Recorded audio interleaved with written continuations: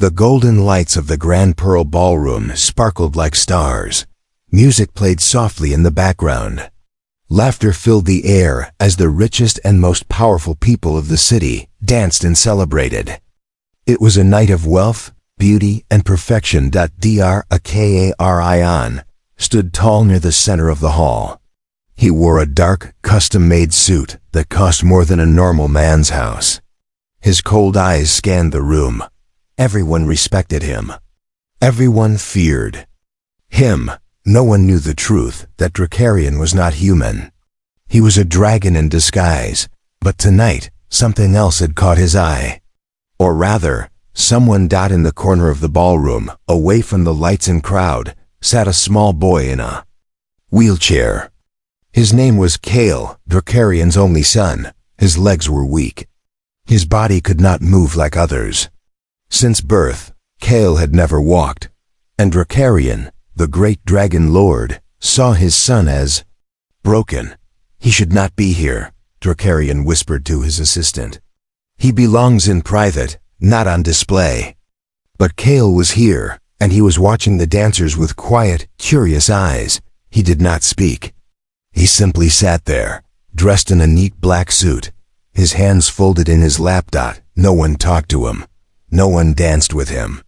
No one even looked at him. Until she appeared. A young waitress walked through the room, holding a tray of glasses. Her name was Mira. She was not rich, she was not powerful, but she had something rare, kindness. As she moved through the crowd, she noticed the boy sitting alone. She paused. Then, slowly she walked toward him. "Hi there," she said, kneeling beside his chair. Her voice was soft, like warm tea on a cold day. Kale blinked, but said nothing. "You look like you're having a quiet night," Mira smiled. "Do you like music?" Kale gave a tiny nod. "I like it too," she said. "Especially the kind you can dance to." She stood up and gently held out her hand. "Would you like to dance?" From across the hall, Dracarion turned sharply. His dragon senses felt something strange. His eyes locked on the waitress. Everyone around them had stopped moving. Some whispered, "She's asking him to dance? He can't move." Kale stared at her hand. His fingers twitched out. Myra smiled again. "It doesn't have to be perfect. We can just sway like leaves in the wind." And then something happened. A soft blue light appeared at Kale's fingertips. It was small, like a spark. His hand lifted, slowly, shakily, and touched hers. Gasps filled the room. Dracarion's heart skipped a beat. That hand had never moved before. Kale's lips parted slightly. A breath, a sound. I want to try," Myra nodded.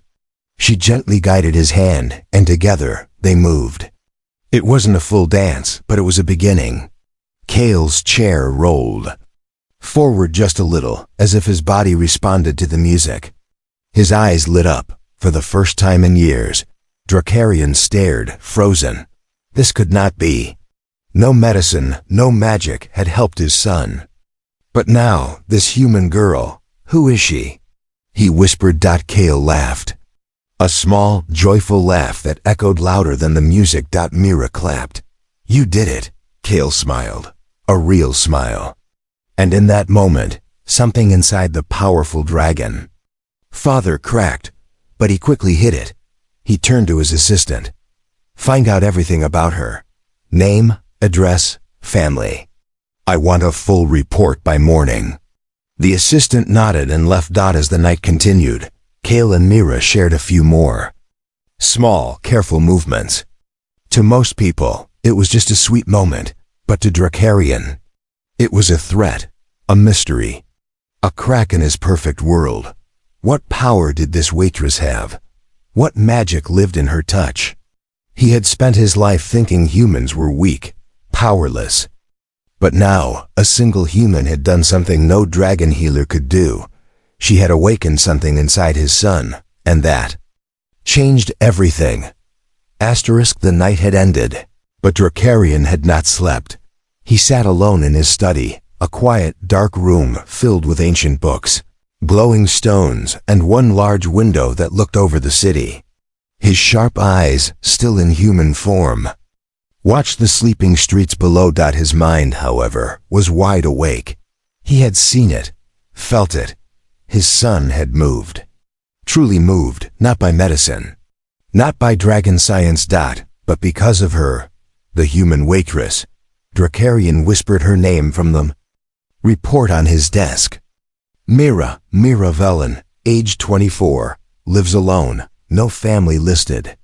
Works 3 jobs, he read further. She had no known powers, no magical bloodline. She was born in a small human village far from the capital. Her records were clean, but something didn't match. No ordinary human could make a dragon child react like that. Drakarian leaned back and closed his eyes. He remembered Kale's smile, soft, bright, full of something he had never seen before, hope. He opened his eyes. I need to know what she is. Meanwhile, Mira stood in front of a cracked mirror inside her small apartment. Her hair was tied back. Her work clothes were soaked from the rain. But she wasn't thinking about the weather. She was thinking about the boy. That smile, that spark in his hand. The way he had looked at her like she was the first real person to ever see him. It had meant more than she expected. She turned her palm upward, the same hand that Kale had touched. There, just for a second, a faint golden line flickered across her skin. It vanished as quickly as it came.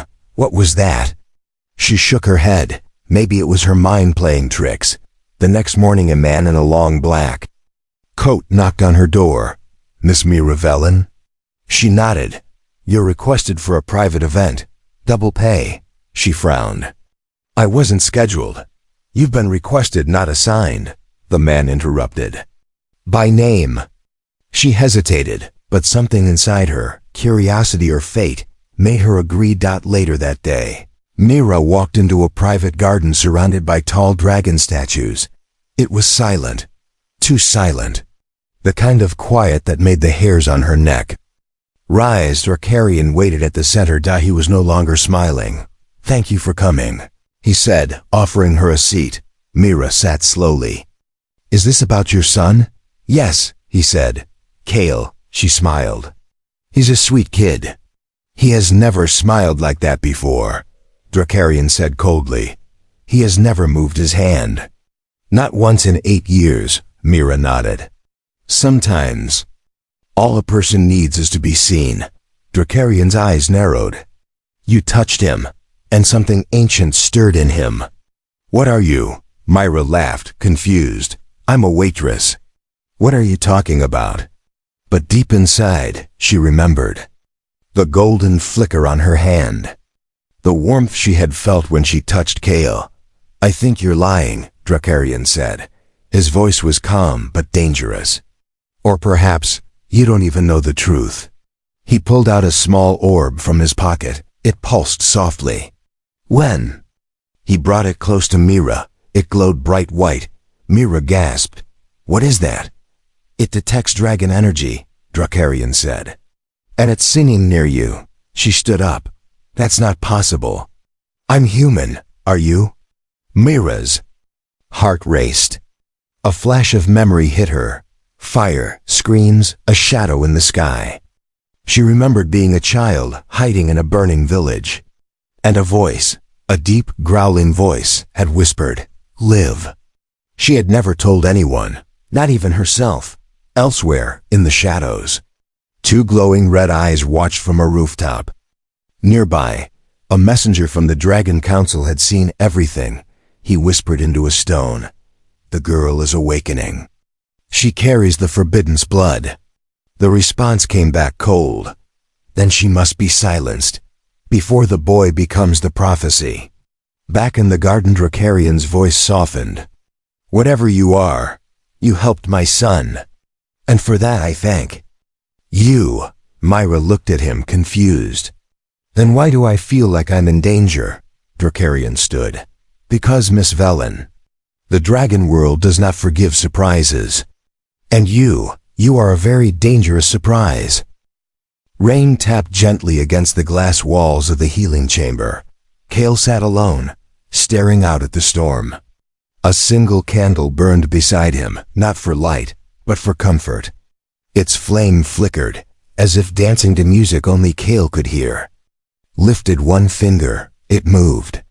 Just a little, and it was enough to make him smile. In another wing of the estate, Drakarian watched the live camera feed on his tablet. His son, the boy once thought to be lost in silence and stillness, had moved. Again. Not once. Not by accident. But every day since she arrived. He narrowed his eyes. Mira, the name echoed through his ancient mind like a song half remembered. A girl with no history. No known power, and yet. A waitress had done what centuries of dragon knowledge could not. He had searched ancient scrolls all night. Legends whispered of motion magic, the power to awaken life with movement, sound, and light. It was rare, forbidden, and long thought extinct, until now. Meanwhile, Mira stood on a quiet bridge outside the city. She had come here to clear her head. But even in silence, her thoughts chased her. She kept seeing Kale's smile, his tiny hand in hers. The light that pulsed when they danced. And something else. A memory from her childhood, she had always thought. It was a dream. She remembered running through burning woods. Shadows flying overhead. Her parents were gone. She was alone. And then, a shape had landed in front of her. Tall, massive, covered in black scales, a dragon. But instead of killing her, it had looked down and bowed its head. "You are marked," it had whispered. "You carry the rhythm of life." She had fainted. And when she woke, the fire was gone. That was her secret. The one she had never told anyone. Until now. Later that day, Kale sat in the indoor garden, wrapped in a blanket. Mira entered with a book and 2 cups of warm honey milk. "I thought we could try something new," she said. Kale looked at her and gave the tiniest nod. She knelt beside him. "We'll start small." She tapped her hand on the table, once, twice, 3 times. Kale followed. Tap, tap, tap. Then she added a soft hum. Kale's body responded. His foot twitched. His shoulder lifted. And then, for the first time ever, Kale stood. Only for a second, only a few inches, but he stood. Mira gasped, tears forming in her eyes. Kale smiled through shaking breaths. I felt it, like music inside me." Mira hugged him tightly. "You're amazing." What she didn't see was the faint gold glow behind her, a soft wave of light coming from her back, like wings made of energy. They disappeared before Kale could speak. That night, Drakarian called a meeting, not of humans. Not of doctors, but of dragons. In a hidden chamber beneath the estate, the walls glowed with fire runes. 5 shadows appeared in a circle. Dragon lords in their human disguises. "She has awakened the boy," Drakarian said. One growled. "The prophecy." Another spoke, calm but cold. "You should have ended her." Drakarian stood firm. "She has done what we could not. She brings life." A final voice, older than the rest, whispered, "Or she brings destruction." Back in her apartment, Mira stared at the golden mark on her shoulder, shaped like a spiral, slowly glowing under her skin. "What am I becoming?" she whispered. There was no answer, only silence, until her phone buzzed. Unknown number. He stood. "Today," he smiled. "You gave him that." Mira replied. "He gave that to himself. I just reminded him how." She paused, then typed, "Who are you?" The reply came instantly. Unknown number. Your past. Your future. And your warning. Myra's heart pounded. Then a final message came in. Unknown number. They're coming for you. Asterisk. Drakarian stood at the edge of the rooftop, high above the sleeping city. The wind pressed against his suit, but he didn't feel the cold. Beneath his feet were stone tiles, each carved with dragon runes. Only he could read. Power over mercy. Fire before weakness. Old rules. Old laws. And they were cracking. Just like him. He had ruled his world with strength. He had built empires, burned cities, and lived for centuries. But now, his son smiled at a waitress. His son stood. Because of her. And Dracarian had no idea what to do. Below, in the private healing wing, Kale sat on a cushioned mat. Mira was beside him, guiding his hands through soft motions, like painting invisible shapes in the air. Kale's body still shook. His legs still felt heavy, but his spirit had changed. He had seen it in her eyes. She didn't see him as broken. She didn't speak to him like he was delicate or cursed. She believed in him. And that belief had become strength. He moved his arms again, a slow circle, a flick, a beat. Mira clapped. That's it. Kale laughed, short but bright. Suddenly, the doors swung open. Two men entered in dark armor. Not human, friendly. They stepped toward Mira. You must come with us, one of them said. By order of the High Flame Council. Mira froze. I don't even know what that is. Kale's smile vanished. He looked at the guards, then at Mira. She's done nothing wrong, he said, loud, clear, his voice shaking with effort. The guards stopped. Kale had spoken. Mira's hand covered her mouth. Kale. The guards glanced at each other. Then one reached forward. She is a threat. Her blood is unstable. Her energy disturbs our kind. Kale's hands clenched into fists. He rolled forward in his chair and shouted, louder this time. No, she stays. A loud sound cracked through the room. Not a gun. Not a strike, but a heartbeat. Mira's body glowed gold for 1 full second. Everything shook. The lights flickered. Even the guards took a step back. Then, silence. Dracarion entered through the main door, his voice low but sharp. Leave us. The guards obeyed without a word and vanished through the hallway like smoke. Dracarian stood in front of Mira. His expression was unreadable. She straightened her shoulders, ready for anything. If you're going to kill me, she said, do it now, but let him keep his smile. Dracarian blinked slowly. No one speaks to me like that. She raised an eyebrow. Maybe more should. He stared at her for a long moment. Then, to her surprise, he sat down. For the first time, Dracarian let go of his perfect stone mask. I was born in fire, raised to conquer. My father burned weakness out of me with his own claws. His voice didn't shake, but something behind it did. I wanted a strong heir, but Kale was born broken, or so I believed. He looked at his son, who now held Mira's hand tightly. But now, I think I was the broken one. Mira didn't speak. She just listened. I was ready to destroy you, Dracarian said. But you gave him something I could not. The will to rise. He looked down at his hands, claws just beneath human skin. I don't understand you, and that terrifies me. Mira whispered, sometimes, love feels like fear. Dracarian let out a breath. Then maybe it's time I learned fear. That night Mira didn't go home. She stayed in the estate, next to Kale's bed. He had fallen asleep smiling, outside his room. Dracarian watched from a distance. He held an old golden ring in his hand, one that once belonged to his wife. A human woman he had loved long ago. And lost. Perhaps Kale's light came from both worlds. Perhaps Mira was not a threat. Perhaps she was the bridge. But deep below the city, far beneath the streets, something else had awakened. A chamber of molten rock, and inside it, an elder dragon opened its eyes. They chose the human girl, it growled. Then they choose war. The rain had stopped, but the sky still held its breath.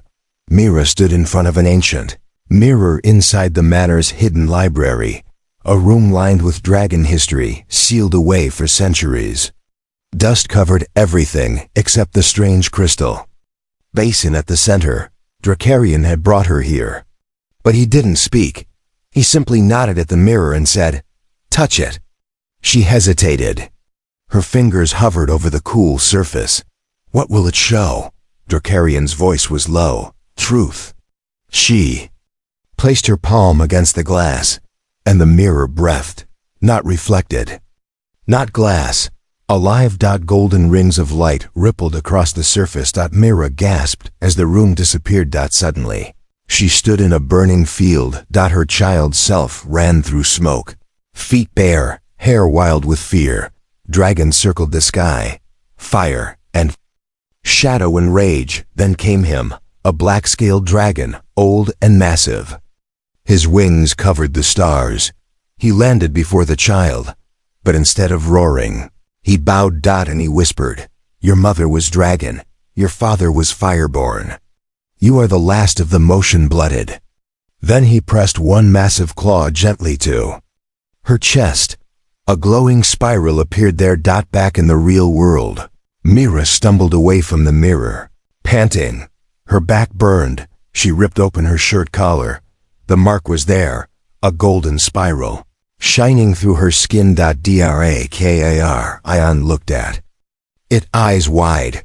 "It's true," he whispered. "You're one of them." He turned and pulled a heavy book from the shelf. He flipped through pages, written in draconic script. They were called the Vera, the motion-blooded, half dragon, half human. They could shift energy through movement, through rhythm, through emotion. Myra still breathed hard, heart racing. "Why doesn't anyone remember them?" "Because we wiped them out," he said flatly. "We feared them." Mira stared at him. "You killed them?" "I didn't," Drakarian said, his face unreadable. "But my ancestors did. All except one." He looked at her. "Your mother must have survived." Elsewhere, Kale sat in the garden, watching small birds hop from branch to branch. His legs dangled from the chair, not limp now, but tense, waiting. He had heard voices in his dreams. Old voices. "You will walk when the dance remembers you. The rhythm is your sword." He didn't understand them, but he knew one thing. When Myra danced, something inside him woke up. And now it was whispering louder. Mira and Drakarian sat across from each other in the library, the book open between them. "If I carry this Vera blood," she asked, "does that make me a weapon?" Drakarian shook his head slowly.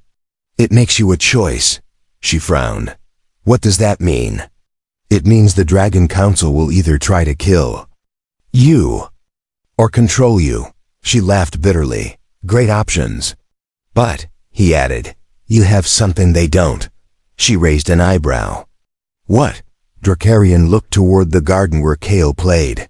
His trust. That night Mira sat beside Kale again, telling him stories of her small village, her childhood, and the strange dreams she used to have. Kale listened carefully. Then, in a quiet voice, he said, "You're not like the others." Mira smiled. "Neither are you." He looked at her hands. "When you move, I feel light inside me." "That's your own light, Kale. I just help you find it." "No," he said. "It's like your soul sings, and mine sings back." She blinked. That phrase. She had read it in the book earlier. When two motion-blooded are near, their souls resonate. She touched his hand gently. "Maybe we're both meant to wake each other up." Far away, in the inner chamber of the Dragon Council, 7 cloaked figures stood around a floating orb. In it, Myra's spiral mark glowed brightly. The eldest spoke. "It's confirmed. She carries Vera blood." A second hissed. "If the child bonds with her, the prophecy begins." "The child was never meant to rise," another growled. "He was cursed to silence." "Not cursed," the eldest corrected. "Protected, from us." A final voice, deeper than the others, echoed in the stone room. "Then it is time. Send the Flameburn Hunter." Back at the estate, Mira stood on the balcony, the wind blowing through her hair. She could feel it. Something moving in the world. A pulse. A warning. Below, Drakarian placed an ancient sword beside his bed. His eyes were full of fire. Asterisk. The wind changed at Midnight. It wasn't the kind of wind that passed through leaves or danced across rooftops. This wind carried heat, and behind that heat came fire. Cale woke with a start. The window beside his bed shimmered, and a strange scent filled the air, something ancient, like ashes mixed with blood. He climbed out of bed. No help, no nurse, no chair, just will. His feet touched the floor. And stayed. He stood on his own. In the main hall, Mira ran her fingers across the edge of a dragon-carved table. She had started dreaming in a strange language, waking up with songs in her mind she didn't remember learning. But tonight felt different. It felt wrong. Drakarian stormed into the room. They've sent him. Mira turned. Who? He didn't answer. He walked straight to the wall and slammed his palm against a glowing rune. The room shook. Stone slid away, revealing an ancient vault filled with weapons no human had seen in centuries. From within, he pulled a curved blade, made of obsidian and lightning. The Flameburn Hunter. Mira's breath caught. What is that?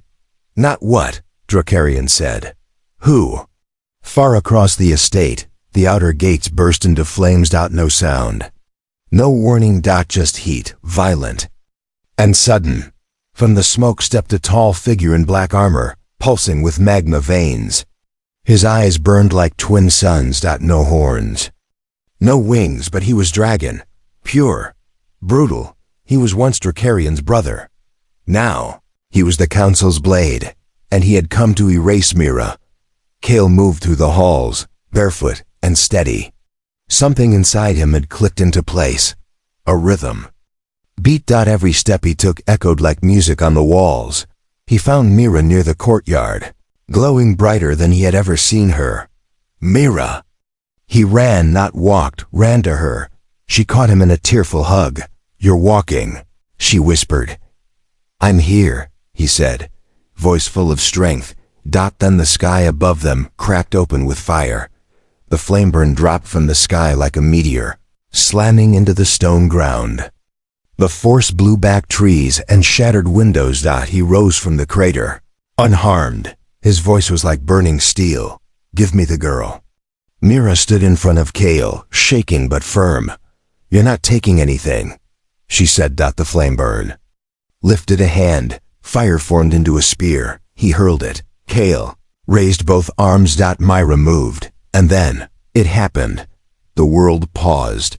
A golden wave burst from Mira's body, bending the spear mid-air, slowing time itself for a heartbeat.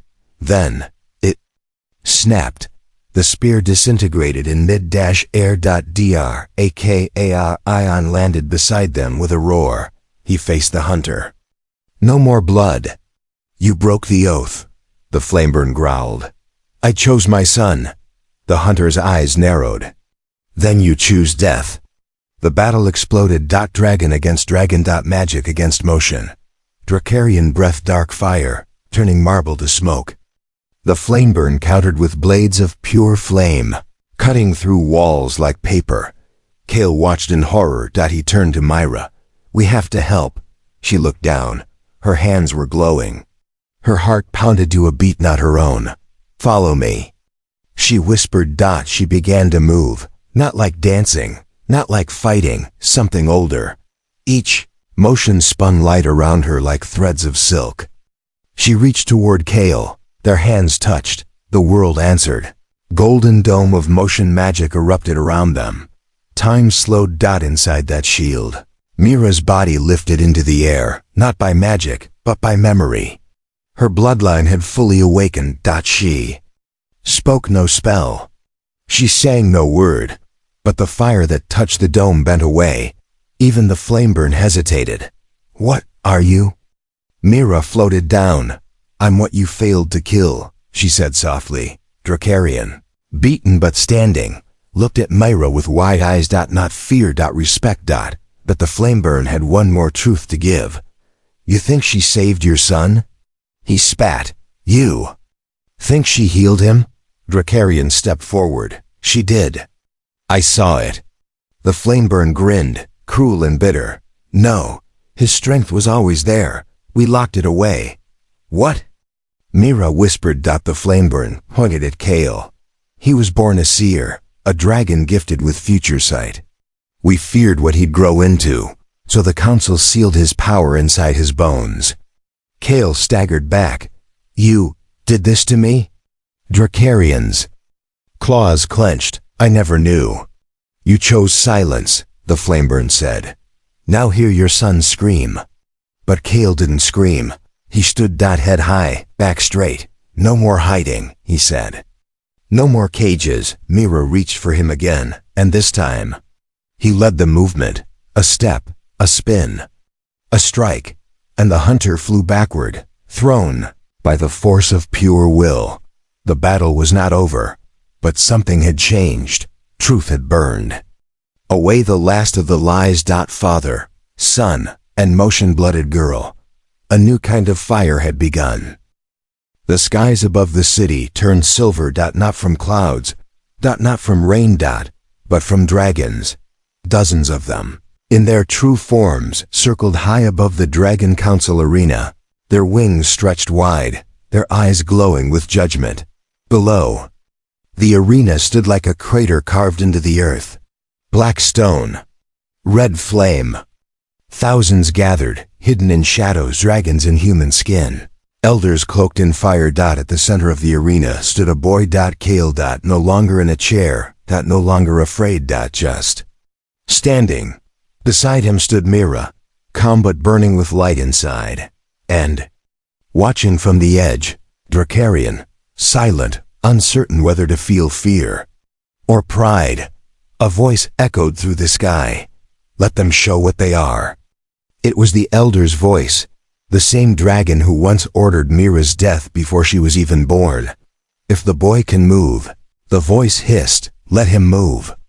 If the girl has power, let her reveal it. Prove to us they deserve life. The crowd murmured. This was no trial. This was execution in disguise. But Kale simply took a breath. He turned to Mira and whispered, "Lead me." Mira shook her head, smiling. "No," she said. "You lead me, then." He moved. One step.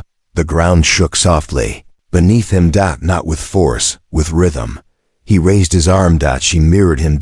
And suddenly, it was not a dance. It was a language. Their feet tapped ancient beats. Their arms cut through air like blades. Their bodies glowed not with magic, but with memory. Echoes of the Vera, lost to time, now alive in motion. Every twist lit the sky with golden waves.